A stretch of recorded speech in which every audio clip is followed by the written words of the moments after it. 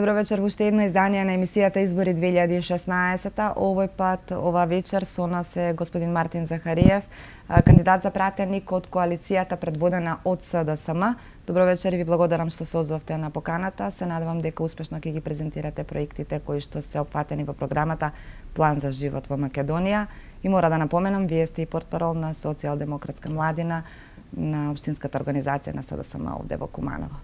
Благодарам на поканата и на вас. Чест ми е што вечерот сум со вас во емисијата, што може да поразговарам и да презентирам дел од нашите проекти, од нашиот план за живот. Веднаш стартуваме со презентација на програмата, со оглед на факт дека сте млад човек, ќе се ориентираме токму на презентација на проектите кои што ги опфаќа вашата програма во однос на младите. Кои се клучните проекти кои што ќе ги с кои се надпреварувате со политичките опоненти за глас повеќе? Па вака, сега првим би напоменал, во последните 10 години главниот проблем со кој се соочуваат младите е невработеноста. И затоа имаме над 600.000 граѓани иселени од Република Македонија, од кои над 200.000 се млади луѓе. Бадијала партијата на власт се фали со вработување и со отворање на нови работни места, кога младинската невработеност достигнува до 53%, во што сме рекордери во Европа. Затоа Социјалдемократскиот сојуз со својот план за живот ќе го стави фокусот на граѓанинот, а и другото ќе го стави фокусот на меѓу другото ќе го стави фокусот на младите за да ги задржи тука да работат и да творат. Едно од нашите столбови на нашиот план за живот, кој меѓу другото да кажам е пишуван 2 години, транспарентно, заедно со сите граѓани на Република Македонија, затоа што 2015 година Социјалдемократскиот сојуз имаше поставено пунктови низ целата држава, каде што луѓето можеа слободно да ги дадат своите идеи кои се денеска имплементирани во нашата програма. Едно од мерките на Социјалдемократскиот сојуз во нашиот план за живот е гаранција за младите. Оваа мерка се имплементира денеска во земјите членки на Европската унија. Што значи оваа гаранција за млади? Гаранција за млади значи по завршување на секој млад човек по завршување на образованието ќе му биде дадена понуда за вработување. Ќе му биде дадена шанса да си го продолжи образованието и ќе му биде дадена шанса за волонтирање во период од 4 месеци, односно како тренинг, обука пред да се вработи младиот човек. На најдобрите бизнис идеи на младите ќе бидат субвенционирани со 10.000 евра неповратни средства, со што исто така ќе добијат правна, предприемничка и економска помош од државата. Тоа зборувате за стартап центрите, претпоставувам? Апсолутно, да, така. За најдобрите бизнис идеи зборуваме сега. Значи, од младите кои ќе дадат најдобра бизнис идеја, ќе бидат селектирани најдобрите бизнис идеи и ќе бидат субвенционирани од државата со 10.000 неповратни средства.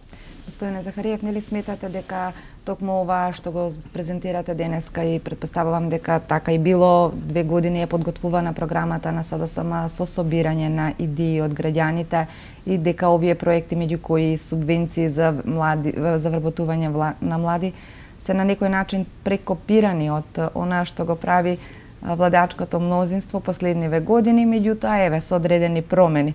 Ако тие даваат 5.000 евра за младите, вие давате 10.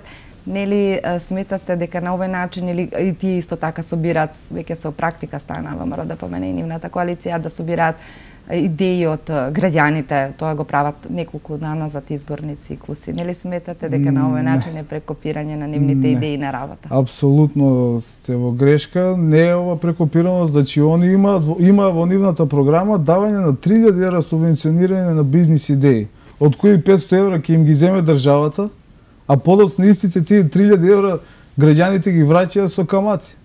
Значи, ние нудиме реални 10.000 неповратни средства за младите. Нема враќање на тие средства? Нема враќање на тие средства. Со ова ќе возможиме отворање и на нови работни места, со што голем број на млади луѓе ќе се вработат, ќе имаме бенефит самата држава ќе има бенефит со отворање на нови бизнис стартап центри. Така е, меѓутоа и АВРМ исто така таква мерка се нуди преку владеачкото мнозинство, односно преку владата која што нормално нели преку институциите веќе се нуди и се нуди дополнителни бенефиции за вработување на ново лице.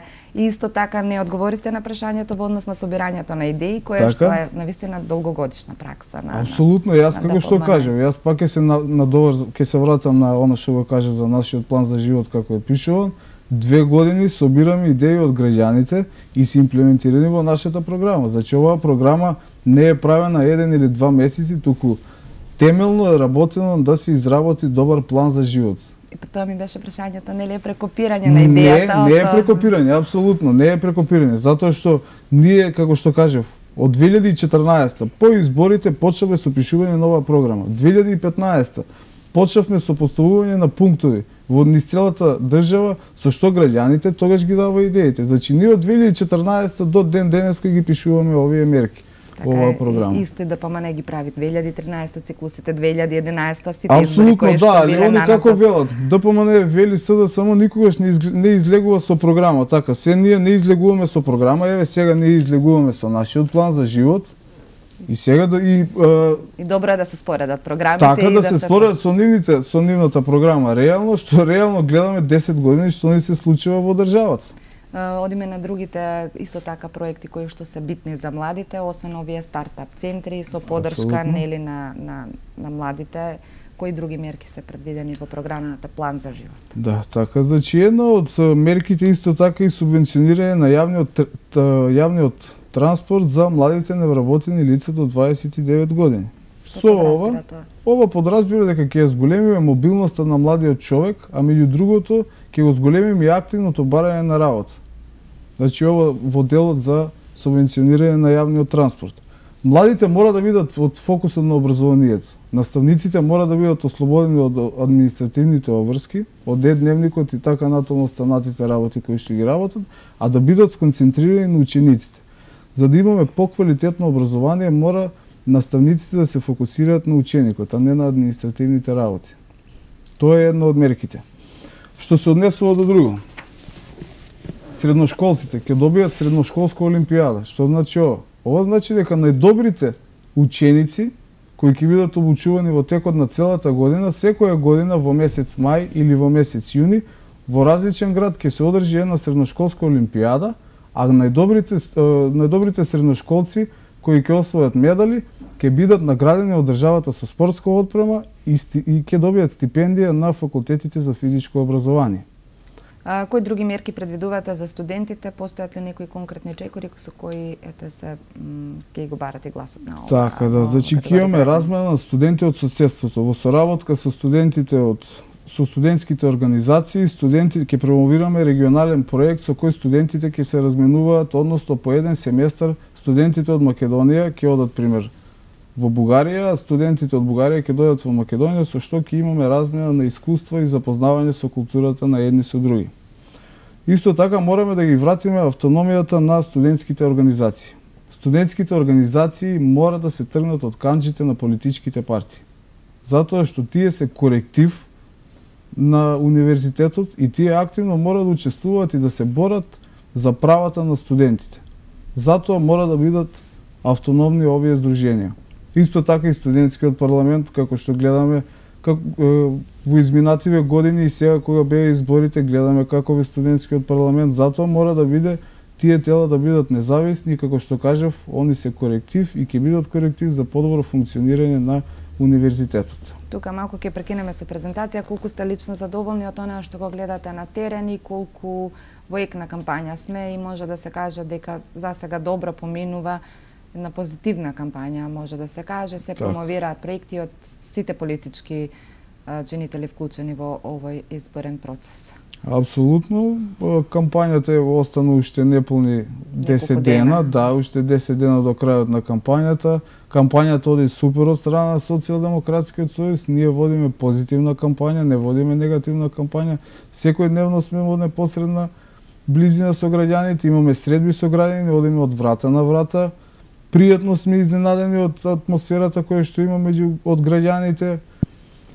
Граѓаните сакаат да разговараме со нив за нивните проблеми, сакаат да ги слушнат нашите мерки, ние им ги представуваме нашите мерки, така да има позитивна клима и искрено сум изненаден од почитувањето на сите политички партии, освен сега што завчера се имаше случајно во Прилеп со подкуп на гласови.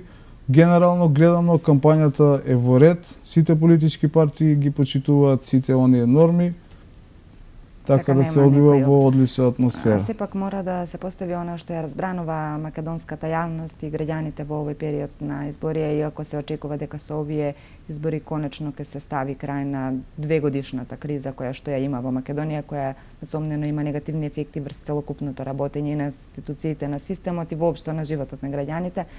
Токму најавите на лидерот на СДСМ дека се зборува за федерализација, за воведување двојазичност на подрачјето на целата територија на државата, за одредени кантонизации, за воведување на политипни општини кои што имаат одредени да кажеме надлежности многу повисоки во однос на она што е сега и за одредени менувања на уставот. Иако мора да се потенцира дека постојано се менуваат изјавите на лидерот на вашата партија, како го ова толкувате вие, граѓаните велат дека сака да ги слушнат мислењата на кумановци, на кандидатите за пратеници од кои доаѓаат од Куманово. А сега вака ќе ви кажем, значи ова што ме прашувате за федерализација е само еден спин на владеачката гарнитура, бидејќи се заглавени толку многу во криминал и сега не знаат што да прават, изборуваат за федерализација и двојазичност. Па поголема федерализација нема никогаш направено во Македонија од последните 10 години. Ја поделија Македонија на Западна и на Источна Македонија. Со Западна Македонија владеја Ахмети, а со Источна Македонија владеја Груевски. Двојазичноста постои. Со Охридскиот рамковен договор од 2001 година е имплементиран во Уставот на Република Македонија и двојазичноста постои. Постои точно во општини каде што 20% од граѓаните зборуваат на друг јазик кој не е на македонски, како што е општина Куманово. Меѓутоа, она што го добија како порака граѓаните од лидерот на СДСМ е дека двојазичност мора да има и во општини како што е Штип, Кочани, каде што воопшто нема Струмица, од каде што потекнува лидерот, или некои помали места од Источна Македонија каде воопшто нема албанско население, односно нема ни во 0,01% Да, апсолутно. Не знам колку ги прати, тоест вие сигурно ги пратите изјавите на Зоран Заев, да, и тој во една прилика рече многу убаво. Значи во општини како што е што кажавте, Штип, Пробишти, Пекчево, Берово, така натаму, нема потреба од двојазичност. Затоа што во тие градови не живеат албанци. И зошто би се зборувало на два јазика? Тоа е сега моментално важечки, меѓутоа тој дали во насока да добие поголем број од гласовите на албанската етничка заедница. Се потенцира моментално и на митинзите. На сите митинзи нашиот лидер Зоран Заев го потенцирува дека нема да има двојазичност во општини каде што нема над 20% албанско население, затоа што нема потреба. Нема потреба, а двојазичноста постои. И сите сме свесни. 2001 година така, во сите институции кога ќе влеземе и во полиција, и во чистота и зеленило, и сметките кога ќе ги добиеме, имаме двојазичност. Тоа е од рамковниот договор. Од рамковниот договор, да. Ама меѓутоа господинот Заев зборува дека и во тие општини каде воопшто нема, значи каде воопшто нема албанско население, ќе се воведе двојазичност, која што воопшто не е, искрено да речеме, потреба и ниту практична потреба. Апсолутно не е практично и пак ќе кажем, ова е само спин на владеачката партија и тоа нема да се имплементира и нема да се случи тоа. Меѓутоа една беше изјавата на господинот Заев пред албанската емиграција во Швајцарија, а сосема поинакви се овде кај изјавите на ниво на Македонија зборувам. Нити сум ја слушнал таа изјава на Заев во Швајцарија, ги пратам сите митинзи, на сите митинзи јасно кажува како ќе видне двојазичноста. Како што постои сега, таква ќе се видне двојазичноста. Нема менување на уставот, нема федерализација, нема кантонизација и така натаму. Остануваме на тоа како што е имплементиран Охридскиот рамковен договор. Се враќаме на проектите и она за кое што сте тука во емисијата, поканете и повелете со други проекти кои се наменети за младите, претпоставам за студентите и средношколците нешто. Апсолутно, да. Значи исто така едно од мерките што ќе ја воведеме е за студентите. Студентите ќе добијат понуда за вработување со половина работно време, односно part-time job во студентските кампуси, во библиотеките, во кафетериите, во читалните. Значи секој вработен кој ќе оди во пензија, место него ќе се вработи студент наместо да се вработи друг човек, со што на студентите ќе им обезбедиме печалка за време на студирањето, а на нивните родители ќе им ги намалиме трошоците. Имаме мерка која се вика секој ден спорт.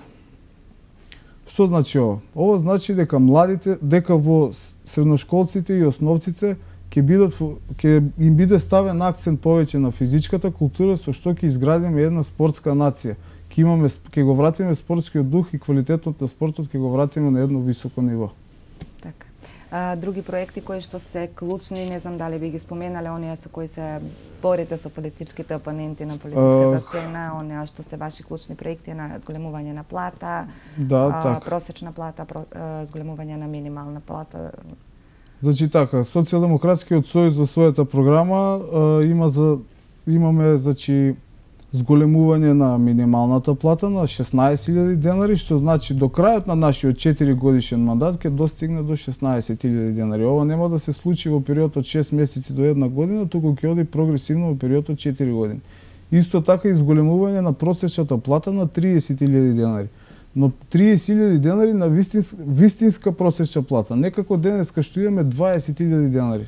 Едниот ќе зема 35.000 денари, другиот ќе зема 5.000 денари и ќе правиме просек од 20.000 денари. Туку ќе направиме на вистина да имаме просек од 30.000 денари. Доколку зема работникот 25.000 или 15.000 денари плата, другиот ќе зема 25.000 денари, тука ќе го направиме тој просек.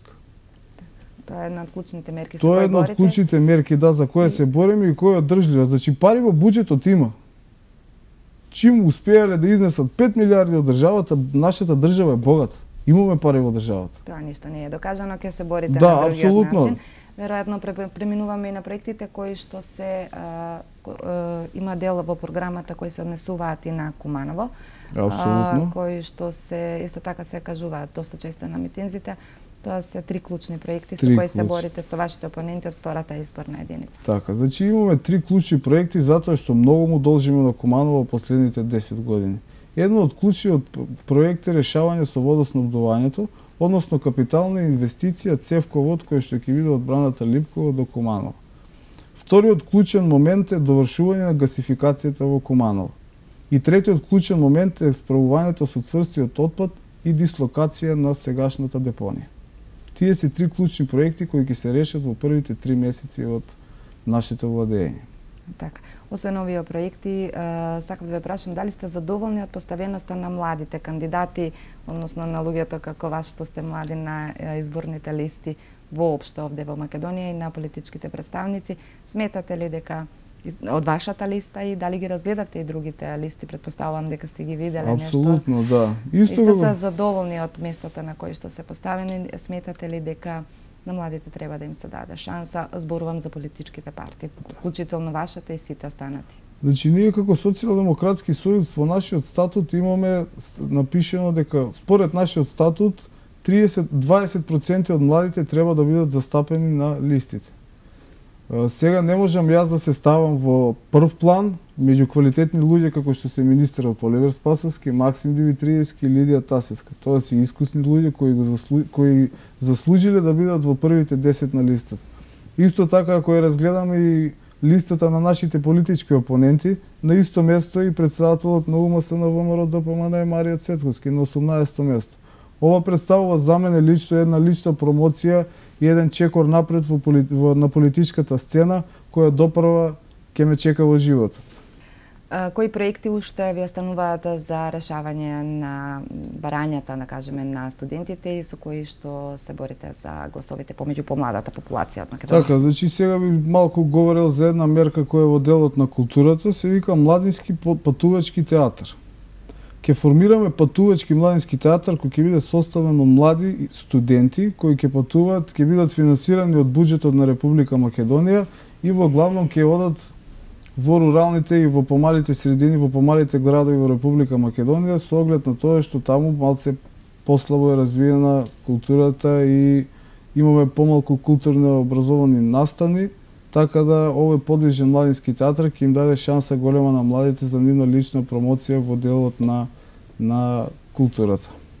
Така, тука се надевам дека успеавме неколку од младинските политики, оние спортските и средношколците да ги презентираме на пошироката јавност и ви посакувам успех во понатамошниот тек на кампањата, успешно презентирање на проектите и пред се ви благодарам што се озовте на поканата. Благодарам и на вас, чест ми беше што бев гостин во вашата емисија. Ви благодарам за вниманието, имајте пријатна вечер.